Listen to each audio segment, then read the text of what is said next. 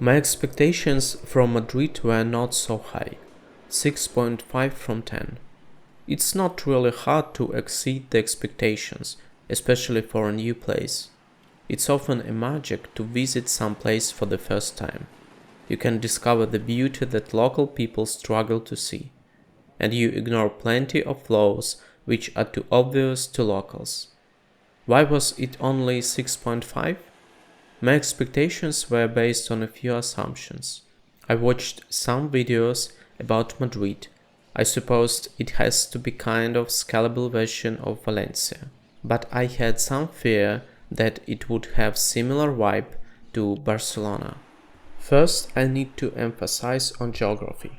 Madrid is placed in the middle of Iberian Peninsula, far from the Mediterranean coast. While you still can wear a t-shirt in the east coast of Spain, you should consider something more serious in Madrid. It was a case when I was filming this video in the late October. It wasn't that chilly, but I had to wear a thin jacket. And when I had been in Madrid in the beginning and middle of December, it was cold, near 5 degrees in the evening. In the late October it was quite comfortable to walk around the city, and what is the most important, to enjoy it. There are really a lot of things to enjoy. The city is comfortable, especially as for a capital and a big city. Official population is more than 3 million inhabitants. It is the second largest city in the European Union after Berlin. Madrid is 2 times larger than Barcelona in terms of population, but the population density is 3 times lower than in Barcelona. Probably that is why I feel Barcelona is an overcrowded city and Madrid is quite comfortable for me. One additional fact about the Madrid's location in the center of Iberian Peninsula is its easy accessibility from all the regions of Spain. It is important these days both for business and tourism. The same was in the 19th century. When you arrive to the city by train, you see the system of tunnels. It looks huge. But when I used the Madrid metro, I realized the complexity of this system. The system is not user-friendly. It is easy to get lost there when you use it the first time. So without Google Maps, it would be much harder to reach your destination point with the metro. I suppose for locals it is not an issue, so for them it can be really convenient. One also has to be aware of the commuter rail service linked to the metro system. It uses different trains and tunnels, but the entrance can be the same. And you can even use it from the Chamartín railway station from the platforms near the intercity trains platforms. I used it this way when I arrived to Madrid by train and I had to go to the Madrid Barajas airport.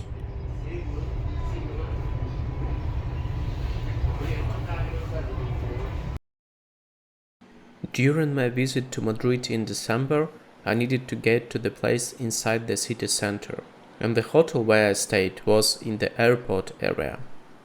With the metro, it was approximately 40 or 50 minutes to reach the destination.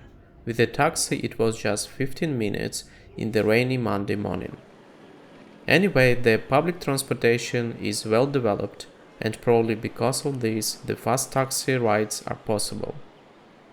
When I was driving during my next Madrid visit in the city center, I haven't noticed that the dedicated taxi line significantly helps to reach your destination faster than driving the car. I also tried commuting the city center by bus. It's a nice option to have, and for the center it is a really comfortable way to reach your destination. What I really enjoyed in Madrid is just walking. I've seen classical narrow Spanish streets in some places, but in general sidewalks are wide. Also, outside the city center, there are a few of people in the streets. And there are many green zones in the city. So even if the sidewalks are not comfortable, it is possible to find some park or at least a garden square nearby.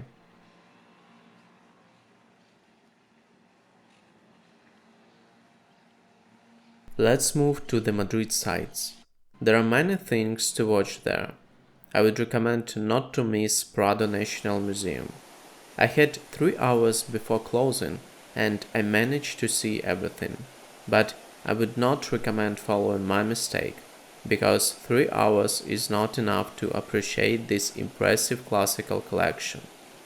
Caravaggio, El Greco, Raphael, Hieronymus Bosch, Rembrandt, Francisco Goya, and many others. It doesn't allow to film inside. I tried to do it not with the camera but my phone a few times, and the guards were watchful, so I just made a few photos. Except classical attraction, there is also Temple of Devote in Madrid. It is an ancient Egyptian temple which was presented to Spain in 1968 as a gratitude for help with the saving of historical legacy in the time of building the Aswan High Dam in Egypt.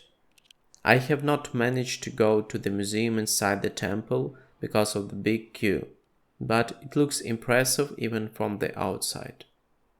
And the park where the temple is located is amazing, with fabulous views on the city and the royal palace.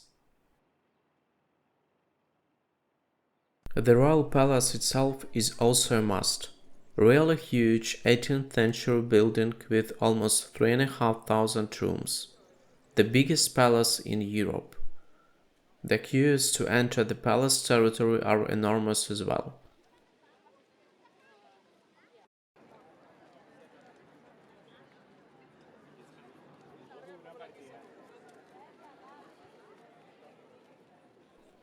In front of the royal palace you can find the Almudena Cathedral, an impressive Baroque-style Catholic building. It's important to notice that officially the construction was completed only in 1993. The foundation stone was laid 110 years before, in 1883. The cathedral is placed accordingly to the location of the royal palace. That is why it has a north-south orientation, not a classical west-east orientation as you can find it with old cathedrals. Anyway, it was a rule for the church's construction before the 15th century and not later when the Catholic Church had to fit the new churches to the existing town plans and natural topography. As in every Spanish city, there are plenty of interesting churches in Madrid. Cathedral Church of the Armed Force is placed in a few minutes from the Almudena Cathedral. The church is dedicated to the Spanish Armed Forces. If you will be walking from the Almudena Cathedral to Plaza Mayor, obviously you can enjoy the architecture and the old streets atmosphere. But also you can find the San Miguel Market. It is a gastronomic market where you can buy some cooked food. Be aware that prices there are a bit higher than you can find in the places nearby. But it is worth at least to visit Mercado de San Miguel.